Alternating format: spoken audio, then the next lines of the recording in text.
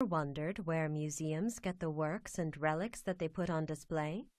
If the museum is sponsored by the government, then the relics were probably collected under special laws that protect historical treasures related to that country. However, not all museums are sponsored by the government.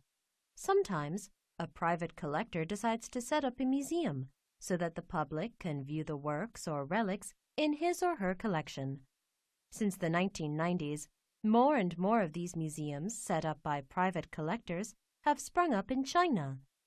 Typically, these private museums are small, but they give visitors the chance to see works and relics not found anywhere else. Songtang Li is one such collector who has put part of his private collection on display for the public. In 2001, Li opened his museum in an old 18th century house in Beijing. The museum displays some of the best examples of Chinese folk art he has collected over his lifetime. Many of the pieces in the collection are actually architectural decorations from old houses and buildings around China's capital. Whenever an old building was being torn down, Li would visit the site to see if there was anything from the building worth rescuing. In this way, Li managed to accumulate thousands of folk art pieces, some of which are over 1,000 years old. Li began collecting folk art sculptures when he was young. The first pieces in his collection were 2 gate piers that stood in front of his house. The stone piers were carved with historical designs, and Li thought of them as his 2 friends.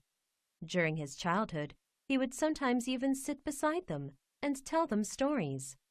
When Li was 7, the city told Li's family to get rid of the piers so that the street could be rebuilt. Rather than throwing them away, Li's father allowed his son to keep them. Thus began Li's lifetime hobby of visiting demolition sites and collecting pieces of sculpture or decorative architecture. Anything that he was allowed to take away would end up in his collection. In the late 1970s, China underwent major economic reforms. At that time, Beijing started widespread demolition and rebuilding across the city. According to Li, more than 90% of the old houses and temples in Beijing have since been torn down and replaced with modern buildings. Luckily, all of old Beijing's architectural folk art has not been lost. Visitors to the Songtangjai Folk Sculpture Museum can view some of the best relics Li rescued over the years.